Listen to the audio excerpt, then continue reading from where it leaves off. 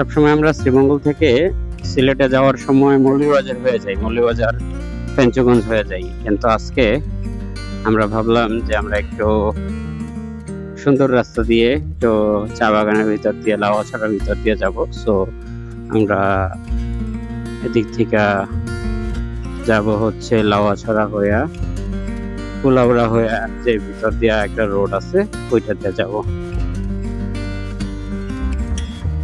একটু সময় বেশি লাগবে, একটু বেশি চালানো লাগবে, বাট রাস্তাটা খুব সুন্দর। লাউয়াছড়ার ভিতর দিয়ে যাচ্ছি। লাউয়াছড়ার এই যে রাস্তাটা, এটা বরাবরের মতোই আমার সবসময় ফেভারিট, ভালো লাগে এই রাস্তাটা চালাইতে। প্রচুর গ্রিন, জঙ্গলের যে একটা জঙ্গলের মাঝখান দিয়ে, ফরেস্টের মাঝখান দিয়ে বাইক চালায় যাওয়ার এক্সপিরিয়েন্সটা আসলেই দারুণ। রিসেন্টলি ফেসবুকে ওই যে তরমুজের একটা ভাইরাল হয়েছে, কি যে বলে, একজন তরমুজ বিক্রেতা। এই যে মানে আমাদের দেশে যে ভাইরাল হওয়ার একটা টেন্ডেন্সি বা একটা ভাইরাল হয়ে যাওয়ার পরে যে একটা ইফেক্ট, এখন ওই লোক দেখা যায় কান্নাকাটি করতেছে যে আমার তরমুজ বিক্রি হচ্ছে না, এই হচ্ছে না, সে হচ্ছে না। সত্য মিথ্যা আল্লাহ জানে। আর আমার কথা হচ্ছে যে আচ্ছা, ওই লোক একবার একটা কথা বলছে, ওটা ভাইরাল হয়ে গেছে। সেম ক্লিপটা সবার লাগবে, সব মানে ব্লগার বলেন, জার্নালিস্ট বা যারাই আছে, মানে সবাই নাকি যাচ্ছে। মানে একটা ক্লিপ, এটা মানে এখন সবাই এই কন্টেন্টটা দেওয়া লাগবে।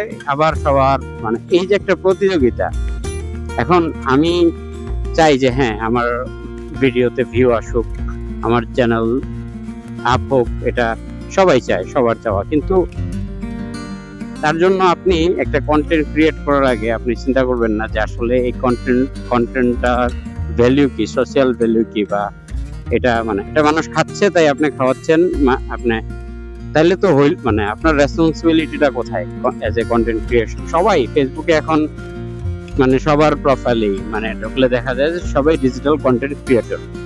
ওকে, তো আপনি যে একজন ডিজিটাল কন্টেন্ট ক্রিয়েটর, আপনার রেসপন্সিবিলিটিটা কোথায়?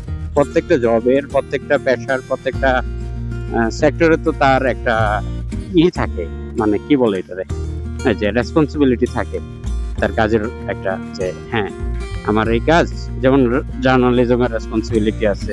যারা এই রেসপন্সিবিলিটি মানে না বা এথিক্যাল থাকে না, তাদের অনেক সময় হলুদ জার্নালিস্ট বা অনেক ধরনের নামে আখ্যায়িত করা হয়। সো কন্টেন্ট ক্রিয়েশনের ক্ষেত্রেও ব্যাপারটা, আপনার একটা লায়াবিলিটি আছে, আপনার একটা রেসপন্সিবিলিটি আছে এই সমাজের প্রতি, আপনার অডিয়েন্সের প্রতি। হ্যাঁ, আপনি আপনার অডিয়েন্সকে হাসাবেন, বিনোদন দিবেন, আপনার জনরা এটা দেন, বাট মানে হাসানোরও তো বিভিন্ন তরিকা আছে, তাই না? এখন একটা মানুষ চিল্লায় বলতেছে যে কিরে কিরে কিরে, এখন এই ব্যাপারটা আপনার একবার শুনতে ভালো লাগছে, দ্যাটস ফাইন। তাই বলে কি এটা সারাদিন চলতে থাকে? এখন ফেসবুকে ঢুকলে এটা মানে আমরা আসলে কি যে করতে চাই জাতিগতভাবে, বা আমাদের আসলে ভ্যালিউটা কি, মানে যে কোনো ইন্ডাস্ট্রিতেই আমাদের, এটা আমি আসলে বুঝা পাই না। আপনারা যদি এটার কোনো এক্সপ্লেনেশন পান তাহলে কমেন্টে জানাবেন। আমি আপনাদের কমেন্টগুলো পড়তে ভালো লাগে। আমার এই যে মানে আমি যেই আমার মনের যে ভাবনাগুলো আপনাদের সাথে শেয়ার করি রিসেন্টলি ফেসবুকের ভিডিওর থ্রুতে, সো যখন আপনারা আবার নিচে কমেন্টে আইসা পজিটিভ নেগেটিভ যেটাই হোক আপনারা জানান, আপনারা আমার সাথে আপনাদের মানে মতটা দেন, তখন এটা আমার খুবই ভালো লাগে যে না, মানে ব্যাপারটা একটা ডিফারেন্ট পার্সপেক্টিভে আমি দেখতে পারি, বা আমার একটা মানে ধারণা হয় যে আসলে আমি এইভাবে ভাবতেছি, আমার ভাবনা কি ভুল নাকি, বা ভুল বা সঠিক না, আমার ভাবনাটার সাথে আরেকজনের ভাবনার অমিল বা ডিফারেন্স ভিউটা কোথায়। তাই আসলে আমি কমেন্ট করতে বলি, আপনারা আবার ভাইবেন না যে আমি কমেন্টের খুব রিচ দরকার আমার, ঠিক আছে? তাই এরকম কিছু না, এঙ্গেজমেন্ট এরকম কিছু না, আমি জাস্ট অনেস্টলি আপনাদের মতামতটা জানতে চাই আর কি, যে আসলে এই ভাবনাগুলোর সাথে আপনারা কিভাবে দেখতেছেন এই ভাবনাগুলোর। আসলে এই আর বর্ষার দিনে এই জায়গায় খুব চ্যালেঞ্জিং হয়ে যায়, তুফান হয় যখন শ্রীমঙ্গলে, জায়গায় গাছের ডাল মাল ভেঙে পড়ে থাকে, তারপরে ল্যান্ডস্লাইড হয়, ছোট ছোট টিলা আছে, এই টিলাগুলো থেকে ল্যান্ডস্লাইড হয়। আমরা আগে বন্ধুরা, এখন তো সবগুলাই বাইরে চলে গেছে, আগে আমরা রাতের বেলা পূর্ণিমা রাত্রে এই জায়গায় মোটরসাইকেলের লাইট অফ করে, এটা শুনতে অনেক আনসেফ মনে হয়, বাট সচরাচর নর্মাল ডেতে অনেক রাতে লাউয়াছড়ার ভিতরে গাড়ি ঘোড়া চলে না তেমন, তখন আমরা 4-5টা বাইক একসাথে হয়ে হেডলাইট বন্ধ করে চাঁদের আলোতে একবারে 20-এ বা 20-25-এ এরকম স্পিডে বা আরো নিচে, যত নিচে চালানো যায় আর কি, আমরা আস্তে আস্তে ক্রুজিং করতাম সবাই একসাথে। জঙ্গলের সাউন্ডটা পাওয়া যেত চাঁদের আলোতে, মানে কি যে এত সুন্দর ফিলিংস, এত সুন্দর উপলব্ধি মনে হয় আর হয় না আর কি রাস্তায়। লাউয়াছড়ার এই যে টার্নিংটা আছে, খুবই শার্প টার্ন, খুবই মানে 2-3টা টার্ন একসাথে আঁকা বাঁকা, মানে এই জায়গাটা এত দারুণ লাগে। আর বৃষ্টির দিন বা নর্মাল যে সানসেটের আগে বা সকালবেলা এই জায়গার গাছের ফাঁক দিয়ে যে লাইট রে গুলো পড়ে, এই জায়গায় এত সুন্দর ছবি আসে, এত সুন্দর সুন্দর ছবি এই জায়গা থেকে আমি তুলছি, যেটা স্মৃতিতে থাকবে সব সময়। এই যে আমাদের দেশের সাধারণ জনগণের যানবাহন, এখন সাধারণ জনগণ এটা দিয়ে যাবে, এটাতে বসার জায়গা আছে কি নাই, এটার রোড ফিটনেস আছে কি নাই, মানে এটা আসলে প্রপার দেখার। এখন এটার মালিক সেও টাকা ইনভেস্ট করছে, এটা দিয়ে যারা চলে তারাও টাকা ইনভেস্ট করতেছে, টাকা দিচ্ছে, কিন্তু কেউই তার প্রপার এক্সপিরিয়েন্সটা পাইতেছে না। এগুলা কে দেখবে?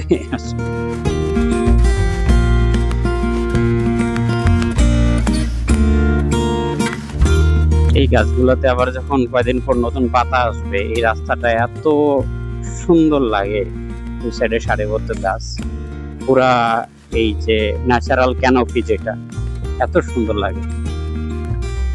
কয়দিন পরে আবার আসবো, আপনাদের সাথে শেয়ার করব বিফোর আফটার, তখন আসলে বুঝতে পারবেন আমি কোন সৌন্দর্যের কথা বলতেছি।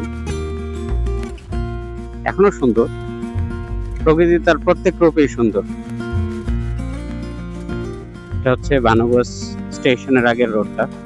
এই জায়গায় একদিন আমি আর রাহুল রাত্রেবেলা একটা মানে আসছিলাম যে একটা ছবি তুলবো এই জায়গায়, ব্রিজের উপরে লাইটের, রাত্রে লাইটের কারণে খুব দারুণ লাগে। আমরা দাঁড়াইছি আর র্যাবের একটা গাড়িও দাঁড়াইছে, আর একবারে আমাদের পিছনে পিছনে এই গাড়িটা অনেক সময় আসছিল আর কি। তো আমরা তো ভাবলাম যে কি কাহিনী, পরে একসাথে সবাই গাড়ির সবাই নেমে গেছে র্যাবে। তো আমরা ভাবলাম যে আমরা তো আর কোনো এমনি ভয় পাইনি, এই কারণে আমরা তো কিছু করিনি। তখন আরো 1-2টা ছেলে ছিল, বাইক নিয়ে দাঁড়ায় ছিল, তাদের র্যাবের বললো যে চলে যেতে, তারপরে চলে গেল তারা। তারপর আমরা এই জায়গায় ফটোশুটের জন্য দাঁড়াইলাম, পরে আমি ভাবলাম যে কোনো হয়তো অপারেশন আছে, আর না দাঁড়াই। আমরা যে বাইকে উঠছি তখন দেখি আসলে ওনারা দাঁড়াইছে, ওনারাও ফটো সেশন করবো আর কি। পরে আবার আমরা দাঁড়ায় ফটো সেশন করলাম, তারাও ফটো সেশন করলো, এই আর কি। এই যে রাস্তাটা আমরা এই রাস্তায় বড় যানবাহন নাই, দারুণ একটা কান্ট্রি সাইড রোডের মতো, মানে সুন্দর প্রকৃতি, সামনে রাবার বাগান আছে বা বিভিন্ন চা বাগান আছে, ভিউ খুব সুন্দর, এগুলো দেখতে দেখতে গেলে অনেক ভালো লাগে। এই সাইডের চা বাগান গুলো একবারে আনএক্সপ্লোরড, বিশাল বিশাল চা বাগান, মানে গুগল ম্যাপে দেখলে শমশেরনগরের এই সাইডের চা বাগান গুলা দেখেন, মানে মানে হিউজ, যে এই সাইডের যে গাছের সারি, দারুণ লাগে আমার কাছে সবসময়, বরাবরের মধ্যে। কবরস্থানের মধ্যে মানে গাছের বাগানটা করা হয়েছে, কাঠ গাছ, এটা হচ্ছে মেহগনি গাছের বাগান আছে নাকি রাবার গাছ, মেহগনি না, সরি।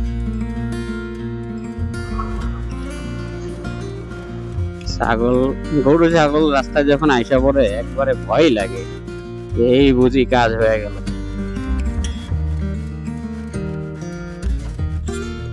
চা বাগান সামনে শমশেরনগরের আছে, কি বলে এটা, এয়ারপোর্ট, সামরিক এয়ারপোর্ট আর কি, বিমান ঘাঁটি।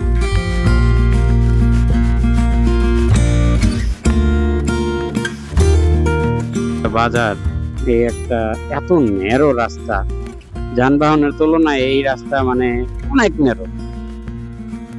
এমন কোনো সময় হয় নাই যে আমি এই জায়গায় মানে ফ্রিলি যাইতে পারছি। এই জায়গায় প্রচুর সময় লাগে, জ্যাম লাগা থাকে। এই জায়গায় নার্সারি গুলা এত সুন্দর, মানে এই এলাকায় মনে হয় শমশেরনগরের এই জায়গাটাই অনেক নার্সারির দিক দিয়ে অনেক রিচ।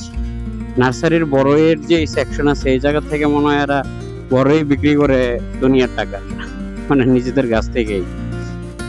এই যে বাংলাদেশ বিমান বাহিনী শমশেরনগর, ডান সাইডে হচ্ছে যুদ্ধ বিমান রাখার যে ক্যারিয়ার গুলো আছে, ওগুলা বাউন্ডারির জন্য দেখা যায় না।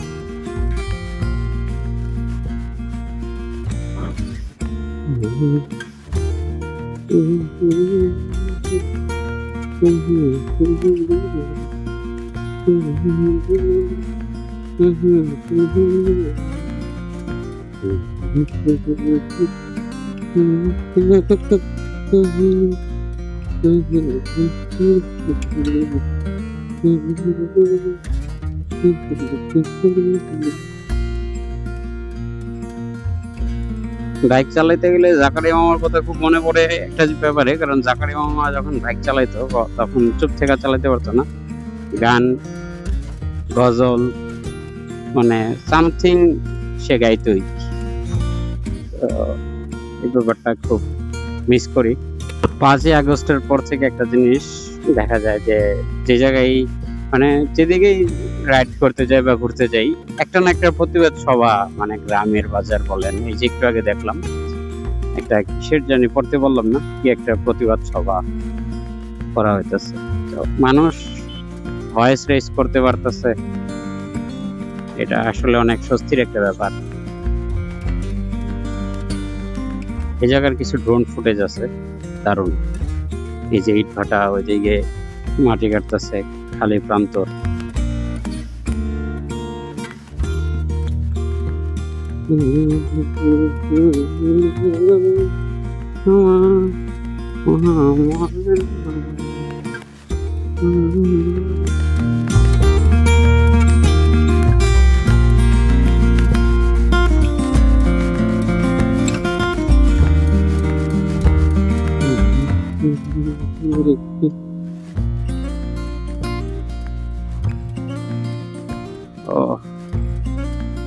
গরমও পড়ছে।